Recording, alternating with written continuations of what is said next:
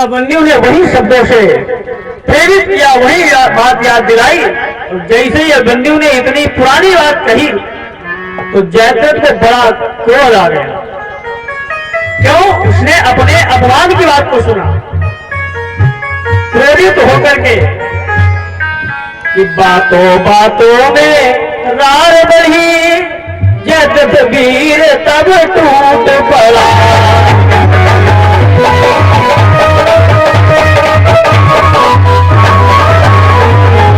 बातों बातों में रार बढ़ी, जयद्रथ वीर तब टूट पड़ा।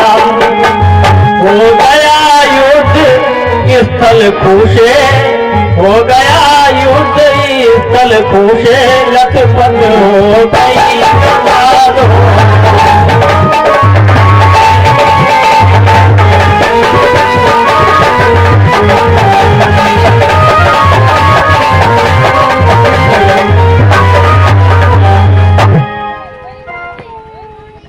जयद्रथ के साथ में घमासान युद्ध होने लगा, लेकिन उस 16 वर्ष के बालक ने, अभिमन्यु का जो है 16 वर्ष के बालक अभिमन्यु ने जयद्रथ को लठपट कर दिया, मूर्छित होकर के गिर पड़ा। अब जयद्रथ जब मूर्छित होकर के गिर पड़ा तो अभिमन्यु ने उसे मूर्छित अवस्था में जान करके मारा नहीं, जान से छोड़ दिया। क्यों? क्योंकि ये धर्म युद्ध था, और धर्म युद्ध का ये नियम होता है कि किसी भी निहत्थे मूर्छित शरणागतपन्न हो जाने पर उस व्यक्ति की हत्या नहीं की जाती, उसको नहीं मारा जाता। यह धर्म युद्ध था। आजकल जब आप मूर्छित होंगे, निहत्थे होंगे या पीछे से, ये तभी वार किया जाएगा, क्योंकि सामने से नहीं कर सकते हैं।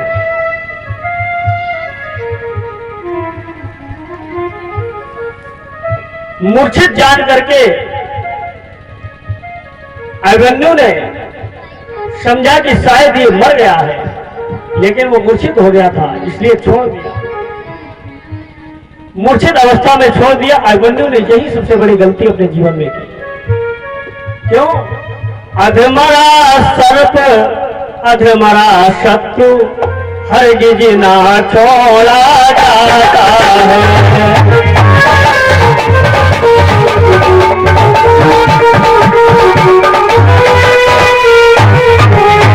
अधमरा सर्प अधमरा छोड़ा जाता है। यदि छूट गया धोखे से तो भागुना विष फैलाता है।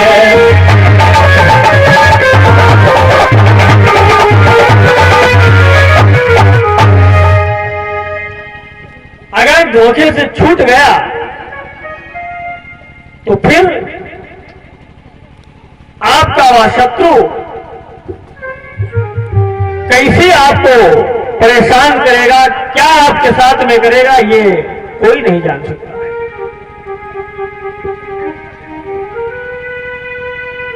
अभिमन्यु ने जयद्रथ को मूर्छित करके और पहला द्वार तोड़ करके जब दूसरे द्वार के लिए बढ़े तो भीम, द्रुपद, भीम, युधिष्ठिर, नकुल, सहदेव जितने भी थे सभी ने कहा, अरे अभिमन्यु तुम अकेले अंदर मत जाओ, वापस आ जाओ, तुम्हारा अकेले जाना अंदर ठीक नहीं है। अभिमन्यु ने देखा, पीछे मुड़ करके द्रुपद, भीम से कहा ताऊ जी मैं आपकी बात को अवश्य मान लेता, लेकिन आपके लोगों के द्वारा ही मैंने ये सुना है, आप लोगों के मुखारविंद से मैंने सुन रखा है कि क्षत्रिय वंश जन्म हम का थे, जुआ जो दपग धरई न पाते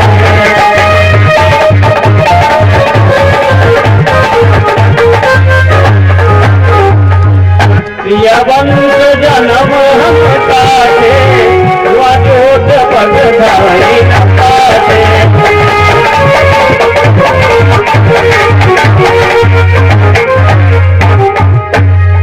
इसलिए अभिमन्यु ने कहा कि क्षत्रियों का यह धर्म है कि युद्ध के मैदान में अपना पद पीछे नहीं हटाना चाहिए। आप लोगों ने एक भजन सुना होगा, जिस भजन में राम का नाम न हो उस भजन को गाना ना चाहिए।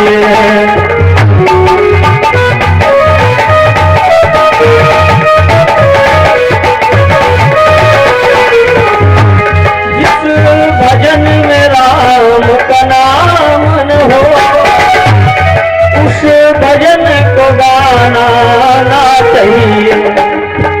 पड़ जाए मुकाबला दुश्मन से पर कदम हटाना ना चाहिए।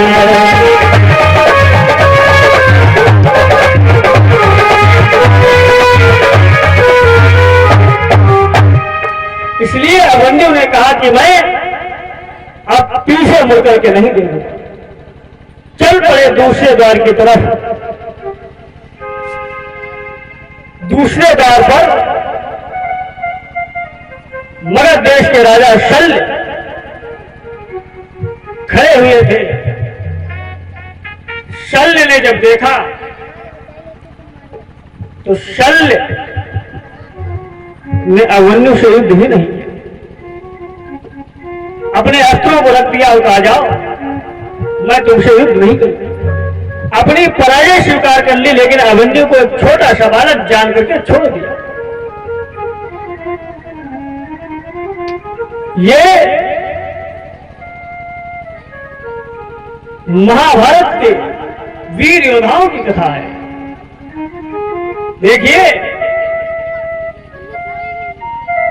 कृपया आप लोग शांत रहें। बोले वृंदावन बिहारी लाल की। माताएं जो होती हैं वो बालकों को वीर बनाती हैं, और वही जो है बालकों को बिल्कुल मंद बना देती हैं। उनके अंदर ऐसा भय उत्पन्न कर देती हैं कि वह डर जाता है। पहले की माताएं बालकों को लोरियां सुनाती थी, भगवान राम का चरित्र, कृष्ण का चरित्र, बड़े बड़े वीर योद्धाओं का इतिहास सुनाती थी। एक बार एक गांव से हम जा रहे थे, रात्रि का समय था, लगभग 8 बजे के आसपास। एक माता जी अपने पोते को गोदी में लिए और लोरी सुना रही हैं। तो मालूम क्या सुना रही हैं? हमरे लल्ला ऐसे हुए जैसे ते हनुमान,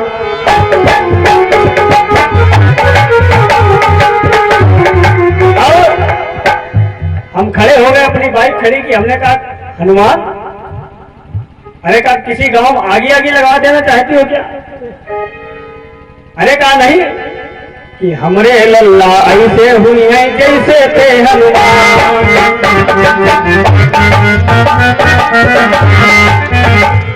सेतु बांध के रघुवर पहुंचे, सेतु बांध के रघुवर पहुंचे, लांघ गए हनुमान।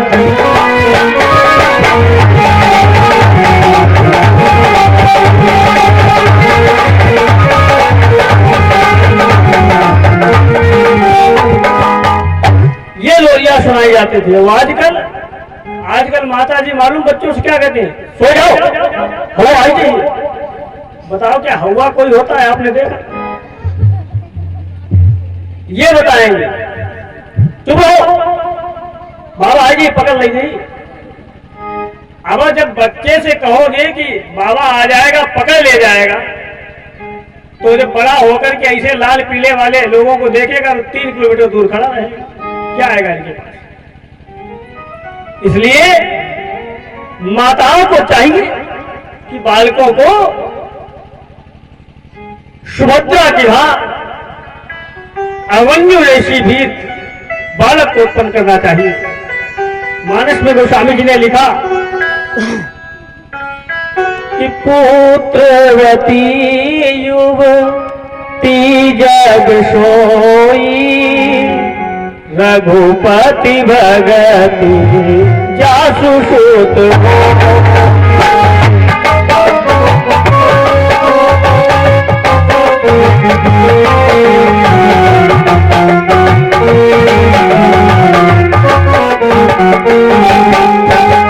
पुत्रवती युवती जग सोई, रघुपति भगति जासु सुत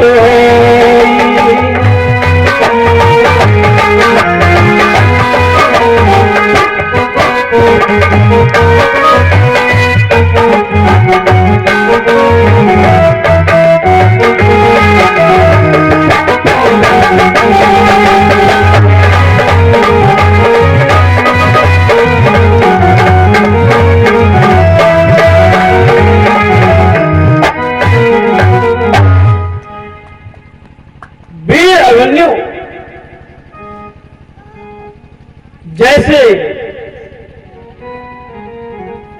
बालकों को ऐसी शिक्षा देनी चाहिए। आज वह 16 वर्ष का बालक दूसरे द्वार को तोड़ करके और तीसरे द्वार पर पहुंचा, और तीसरे द्वार की रक्षा के लिए मालूम,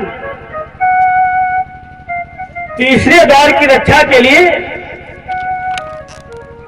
गुरुवर द्रोणाचार्य ने दुर्योधन के सबसे विश्वास पात्र परम मित्र कर्ण को खड़ा किया कि तीसरे द्वार की रक्षा का था भार कर्ण बलधारी पर। अरे दुर्योधन के विश्वास पात्र उस महावीर धनुधारी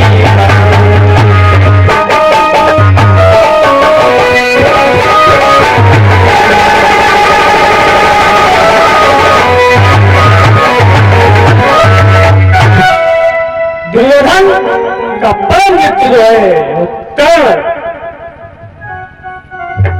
खड़ा हुआ है तीसरे द्वार पर, और कर्ण भाई साहब दुर्योधन का परम मित्र है। कर्ण जानता है कि दुर्योधन अधर्म कर रहा है, लेकिन मित्रतावश, मैंने आपको कल ही बताया था कि मित्रता जब भी किसी से की जाए तो फिर वो निस्वार्थ भाव से होनी चाहिए। मित्रता में कभी भी धोखा नहीं देना चाहिए। गुरुवर द्रोणाचार्य ने कर्ण को इसीलिए तीसरे द्वार पर रखा है कि अगर पहला द्वार टूट गया, दूसरा टूट गया, तो तीसरा कोई तोड़ ही नहीं सकता है। क्यों? क्योंकि कर्ण के सामने बड़े से बड़ा वीर योद्धा वह भी नहीं टिक सकता। देखिए, गुरुवर द्रोणाचार्य, पितामह भीष्म और कर्ण, ये तीनों लोग गुरुवर परशुराम के शिष्य हैं। पितामह भीष्म भी परशुराम जी के शिष्य हैं, द्रोणाचार्य भी हैं, और कर्ण भी परशुराम का ही शिष्य है। परशुराम जी ने जिस समय पर पितामह भीष्म को विद्या अध्ययन कराने के बाद, मैंने कल ही आपको सुनाया था कि जब पितामह भीष्म ने अंबा से विवाह करने के लिए मना कर दिया, परशुराम जी के साथ युद्ध हुआ, तो परशुराम जी ने उसी दिन ये प्रण ले लिया था, संकल्प ले लिया था कि आज के बाद मैं किसी भी क्षत्रिय को धनुर्विद्या नहीं सिखाऊंगा। परशुराम जी ने संकल्प लिया था कि ब्राह्मण को छोड़ किसी दूसरे को विद्या नहीं सिखाएंगे। अब यदि सीख गया धोखे से तो तुरंत कुपित हो जाएंगे।